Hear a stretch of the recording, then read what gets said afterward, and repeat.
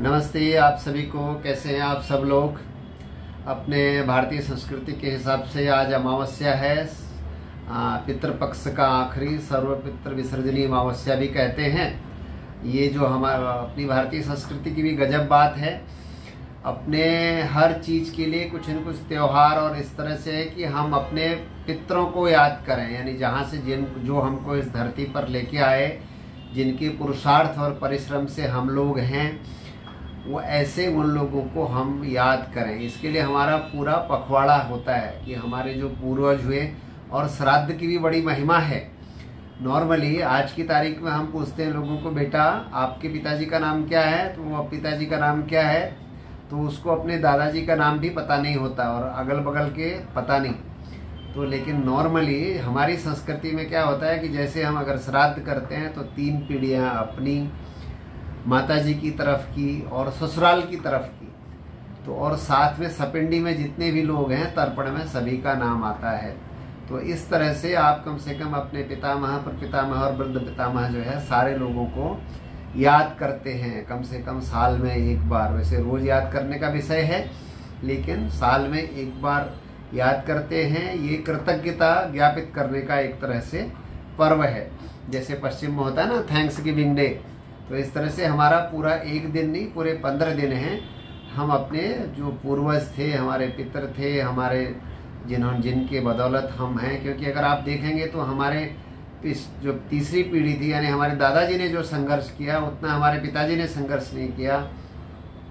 जितना हमारे पिताजी ने संघर्ष किया उतना हमने संघर्ष नहीं किया, और जो शायद हमने जो संघर्ष किया वो हमारे बच्चे उतना नहीं करेंगे, क्योंकि पीढ़ी दर पीढ़ी आदमी प्रॉस्पर होते जाता है। तो एक कृतज्ञता अपने, हम सभी अपने पूर्वजों के प्रति कृतज्ञता ज्ञापित करते हैं। कृतज्ञता ज्ञापित करने का ये पर्व है।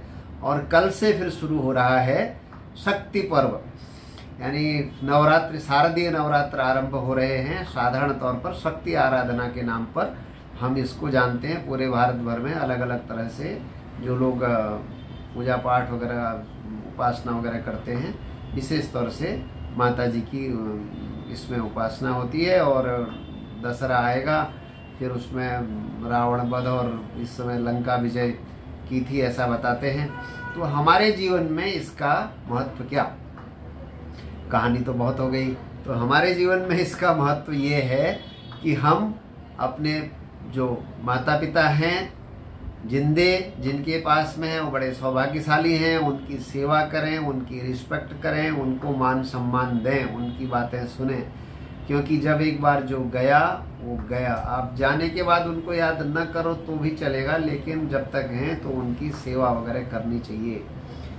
और सॉरी, और दूसरा, और कल से जो मैंने कहा शक्ति आराधना का पर्व शुरू हो रहा है। तो अगर हम हर तरह से शक्तिमान होंगे तो शारीरिक रूप से सर्वप्रथम, क्योंकि हमारे में शारीरिक बल होगा और आर्थिक बल होगा, तो दोनों एक दूसरे के बहुत पर्यायवाची और बहुत एक दूसरे के संपूरक हैं। तो इसके लिए हम सभी से प्रार्थना करेंगे कि माता रानी जो कल से उसका पर्व शुरू हो रहा है, आप सबको हर तरह से या देवी सर्वभूतेषु सर्वशक्ति समन्विता कहा है, क्योंकि हर चीज़ को, वो चाहे धरती के रूप में हो, अन्न के रूप में हो, धन के रूप में हो, सर्व स्वरूपों में वही है, बुद्धि के रूप में हो, हम सबको सद्बुद्धि प्रदान करें।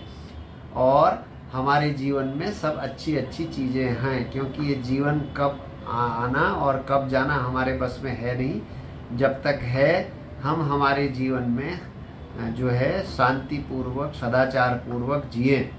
तो उसी लिए हमारे कल से जो है, मैं सभी से निवेदन कर रहा हूँ, हमारे जीवन में जो आर्थिक पक्ष है वो ठीक रहे।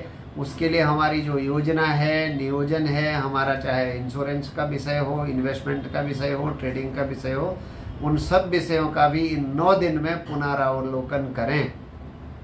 हम आपके साथ में हैं। हर तरह से सहयोग देने के लिए MD Finvest all financial services under one roof है। हमारी कोशिश है कि हमारे साथ जितने लोग भी जुड़े हुए हैं उनके जीवन में वेल्थ क्रिएशन में हम सहायक बने। हमारा फॉर्मूला मिशन ही है, वेल्थ क्रिएशन, वेल्थ प्रिजर्वेशन और वेल्थ डिस्ट्रीब्यूशन में हम आपके सहयोगी बने। आपको हमारे साथ जुड़ें, नीचे दिए नंबरों पर आप संपर्क कर सकते हैं और हमारी वेबसाइट mdfinvest.in पर भी जा सकते हैं। सोशल मीडिया पर भी हमको संपर्क कर सकते हैं। इस वीडियो को देखने के लिए आपका बहुत बहुत धन्यवाद। आपसे प्रार्थना है कि इस वीडियो को सब्सक्राइब ज़रूर से करें और आपके जो भी सुझाव हों उन सुझावों को ज़रूर से लिखें। बहुत बहुत धन्यवाद। Thank you.